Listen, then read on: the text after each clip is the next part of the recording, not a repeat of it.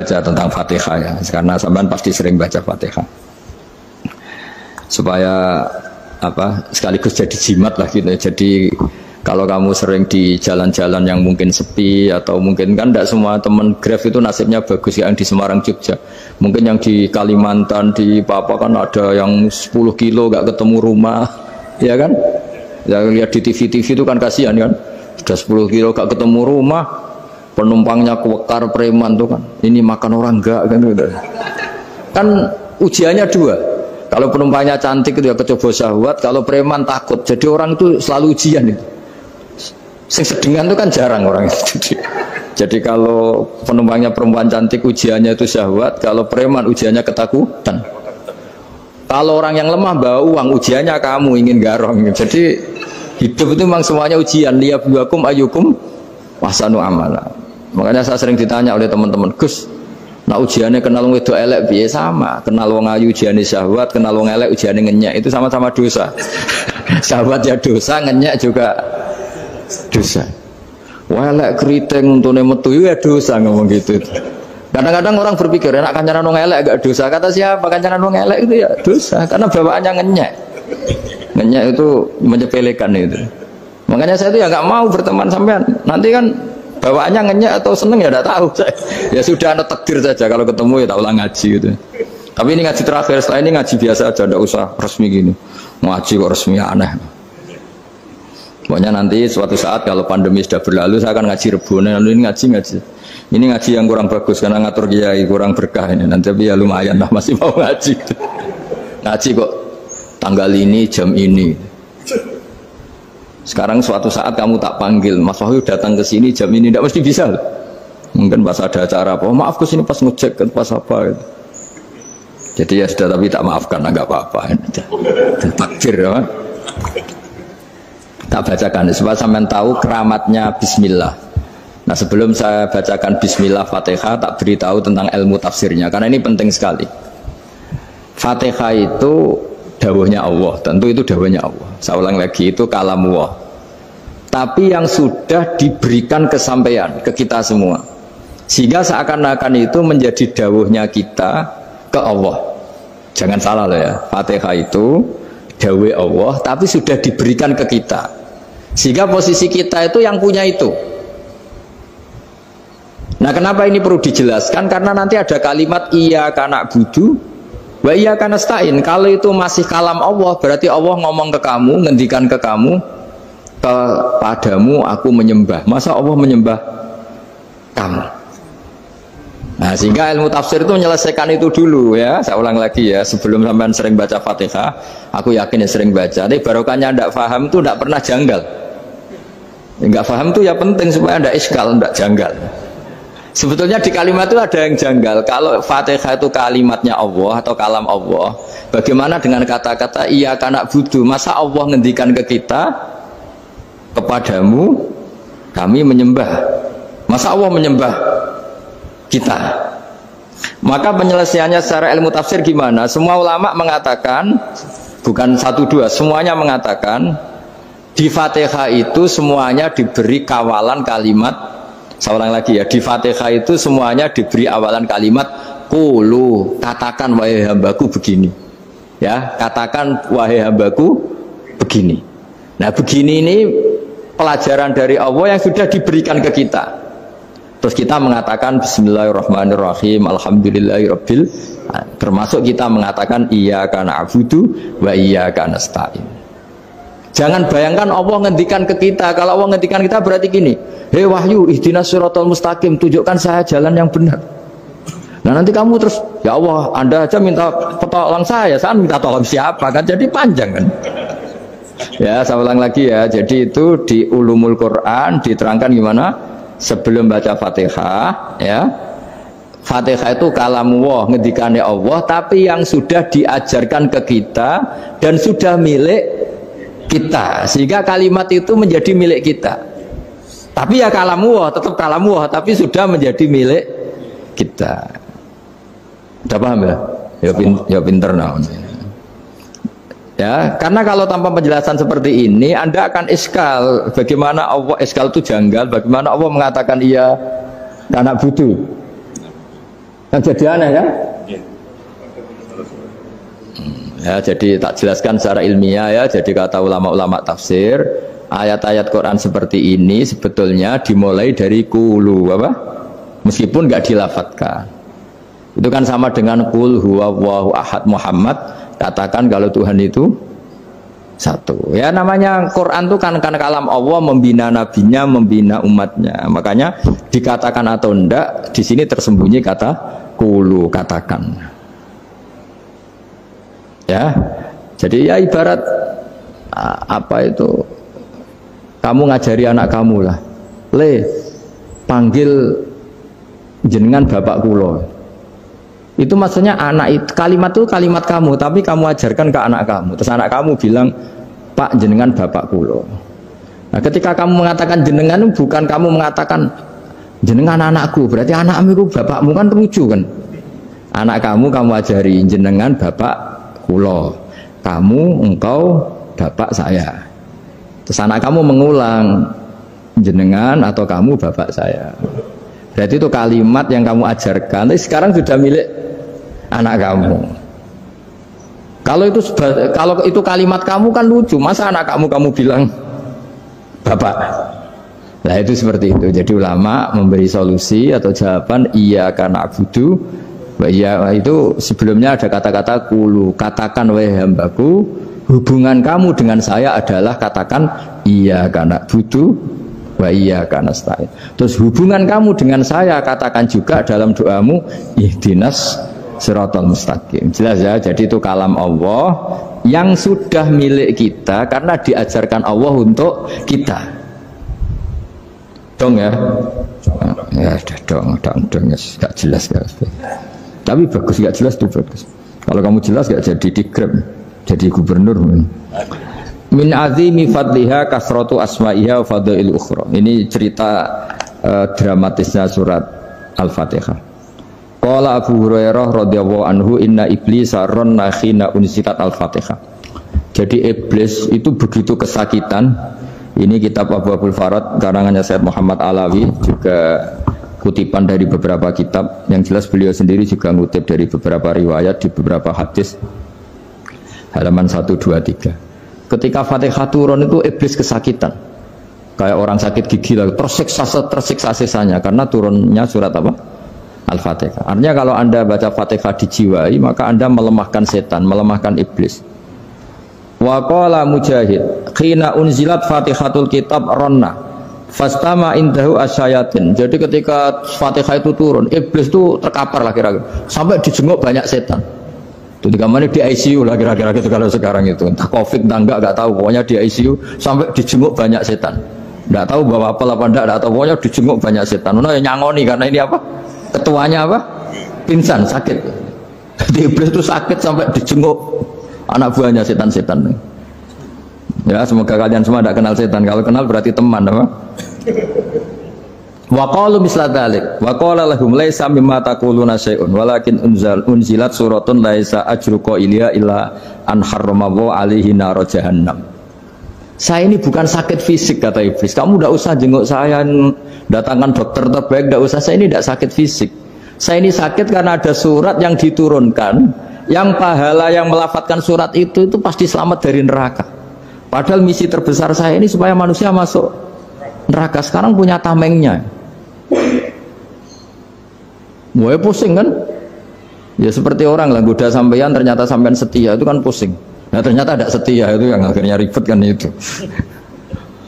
Jadi iblis itu cita-cita terbesarnya kan semua orang itu masuk neraka. Nah sekarang turun satu surat yang gara-gara surat itu siapapun yang baca dijamin selamat dari neraka. Jadi walakin unzilat suratun laisa ajru qailiha illa an harramallahu alaihi nar jahannam. Karena jadi dia shock lah, kalau orang di Jawa itu bilang shock. Aduh, sial nasib saya ini umat nggak bisa saya goda lagi karena punya tamengnya tadi punya. Qad batala kaidukum wa makrukum. Rekayasa kalian sekarang itu tidak ada gunanya semua. Nah, ini alhamdulillah di Indonesia kelihatan kan banyak yang miskin, banyak yang susah. Tapi selagi mereka masih sholat, itu keinginan mencari halal itu masih tinggi. Kayak apa kita di tengah kota, jauh dari anak istri, jauh dari tetangga, Biasanya kalau orang jauh dari anak istri tetangga kan sakar PDW. Tapi yang soleh masih banyak, sudah jauh dari keluarga tetap lurus. Loh, kalau yang dekat lurus kan wajar, konangan wong akeh kan. Ini sudah jauh masih lurus. Nah ini nggak lepas dari barokahnya surat apa? Surat Fatihah tadi. Jadi karena ada surat yang menjamin pelafalnya atau qailiha terbebas dari api neraka. Wa qalat as-sayatinu lahu is ayyusa'in ta'muruna ya maulana. Faqala lahum idhabu wajtahidu hatta tukhfilu qulubahum hatta la yaqulu hadhihi surah. Lalu kita gimana? Jari para setan gitu. Lalu kita gimana? Terus kata iblis, sudah bikin mereka lupa sehingga tidak baca lagi. Selagi masih baca kita pasti keok. Jadi kalau sampean sudah jarang baca Fatihah itu berarti sudah bagian dari kemenangan apa? Iblis. Jadi kalau sampean sudah jarang baca Fatihah itu berarti bagian dari kekalahan Anda, kemenangan iblis. Masih sering baca? Alhamdulillah. Berapa kali? 5 kali sholat. Terus apa lagi? Kalau ngajarin anak-anak mau itu juga selain doa itu juga juga. Kok 5 kali tok itu? Berarti pas sholat fardu tok itu? Enggak 5 kali itu mendingan itu 17. Kamu itu ngitungnya jangan 5 ini. 5 waktu aja. 5 waktu itu berarti lumayan kan? Berapa? 17 ya? Ya. 17 ya? Ya. 17, tapi kalau makmum tuh sering separuh kan, apalagi makmum terawih. Ya kan? Makmum terawih itu bacanya Fatihah ada yang sempurna enggak ya? Ya enggak lah. Baru alhamdulillah rabbil alamin mampu ruko ikut ruko ini gitu. Makmum kan yang terawih lah Mas. Kalau terawih jarang sempurna ya. Fatihahnya itu. Kan imam sudah ruko. Kamu bacanya Fatihah sampai mana tuh? Baru setengah ya.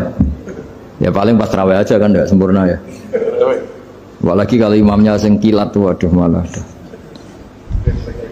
Nah ketika Fatihah itu sebegitu keramatnya, sebegitu topnya, itu setan rapat, singkat cerita itu yang tadi dipimpin oleh iblis yang sedang terkapar apa? Terus tali obatnya nggak ada, cuma dia shock karena ada surat yang turun yang melafatkan itu pasti selamat dari apa?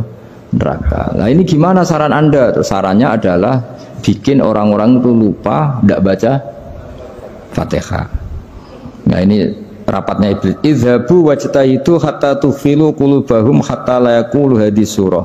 Kala yuksiru qira'ataha wa la yakunu lahum ajrun wa thawabun bal yakunu lahum adzabun wa iqabun. Jadi saya mohon selama ini Anda sudah baca, tapi mungkin hanya rutin saja. Napa rutin saja? Jadi barokahnya ngaji ini kamu punya kekuatan atau punya semangat membaca karena ini surat yang luar biasa. Ibarat gini, kalau sampean tanya, saya juga sering mikir. Masa Gus hanya surat kok punya kekuatan seperti itu? Di dunia ini kata Allah, mulai Nabi Adam sampai kiamat, nggak ada yang bisa menandingi kekuatan kalimah. Kalimah itu kata-kata. Nggak ada yang bisa menandingi kata-kata. Misalnya Anda nge-grab, berangkat istri cuek, berangkat cuek. Itu beda dengan ketika meskipun satu kalimat. Wes Pak, muga-muga dilindungi pangeran, mugi-mugi jenengan selamat. Itu menjadi teduh dan semangatnya luar biasa karena kayak mendapat support. Jadi kira-kira kalimat itu hubungannya kita dengan Allah, Fatihah itu seperti itu. Kamu melafadzkan satu kata-kata yang dibenarkan langit bumi, dibenarkan aras, dibenarkan malaikat, dibenarkan semua penghuni di dunia ini. Sehingga itu efeknya luar biasa. Itu seperti gini ya, kamu cerai sama istri, terus nikah lagi katut babon. 10 tahun anak kamu dididik, ibunya benci kamu. Dan memang Anda layak dibenci. Duwidek. Dan sampai nggak pernah manggil kamu Pak. Suatu saat kamu tentu rindu kan ingin dipanggil bapak oleh anak kamu. Suatu saat anak ini manggil kamu Pak E. Itu senengnya bukan main, hanya sebuah kata-kata. Makanya kadang-kadang orang itu tanya sama kiai, ijazah lafadz ini gunanya apa sih? Itu ijazah-ijazah itu untaian kata-kata. Yang kata-kata ini dibenarkan langit dan bumi dan aras dan para malaikat sehingga efeknya itu luar.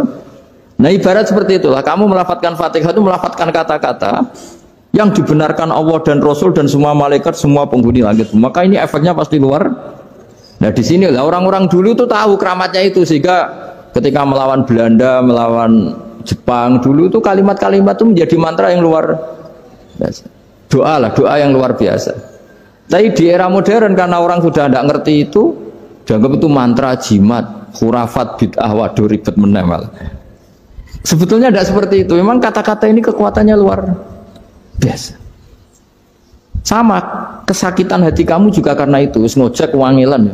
Lha apa di bojo kok kowe gagah tok kere. Wah, iku seling terus. Padahal kalimat itu kan tidak melukai secara fisik, tapi apa kerjanya sesuk sarasa-rasen.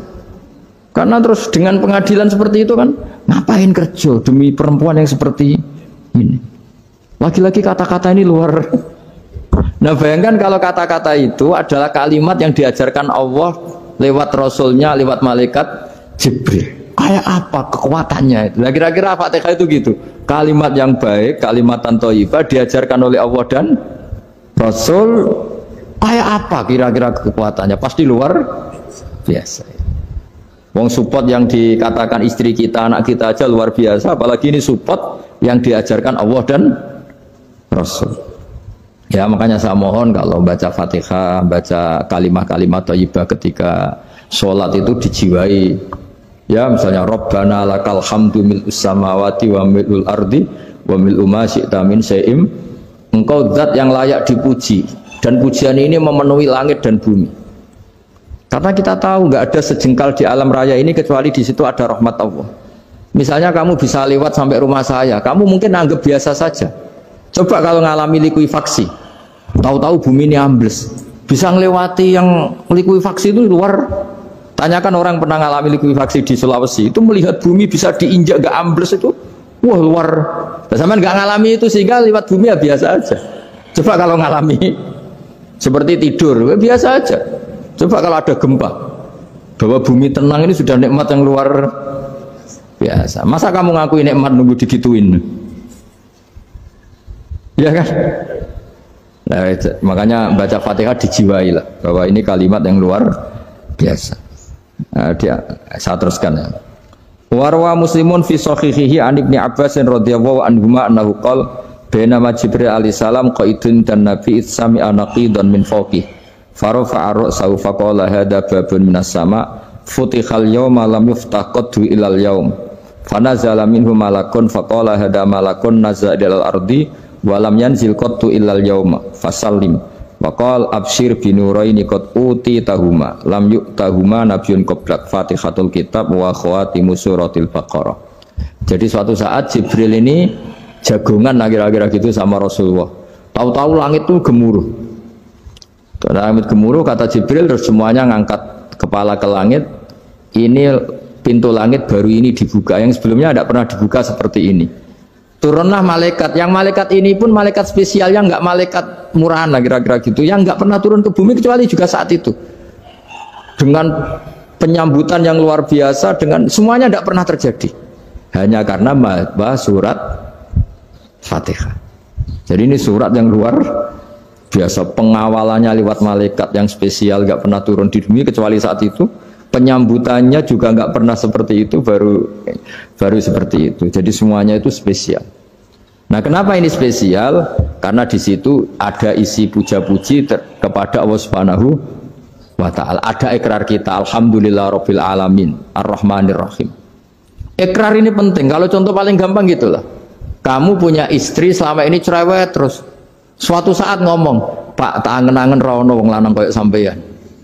Wah, itu langsung tidak ada lelaki sebaik engkau. Itu sama senengnya, masya Allah. Karena ada ikrar dari seorang istri ke kamu. Nah, bayangkan kalau ikrar kita sebagai hamba diakui oleh Allah Subhanahu, maka ikrar ini akan dicatat sebagai kebaikan kita yang kita panen nanti di akhirat. Karena ada ikrar. Kita ikrar bahwa alhamdulillahirabbil alamin. Kita ikrar ar-rahmanir rahim. Kita ikrar maliki yaumiddin. Kita ikrar iyyaka na'budu wa iyyaka nasta'in. Sampean misalnya jadi orang Indonesia, ketemu orang Indonesia yang makmur di Jerman, terus lupa Indonesia. Kamu orang Indonesia? Enggak, saya enggak orang Indonesia. Mangkel gak kira-kira? Mangkel. Karena salah ikrar kan gitu. Ya, jadi saya mohon jangan anggap kalimat itu hal yang biasa, tapi luar biasa. Nggih, ngoten mawon. Assalamualaikum warahmatullahi wabarakatuh.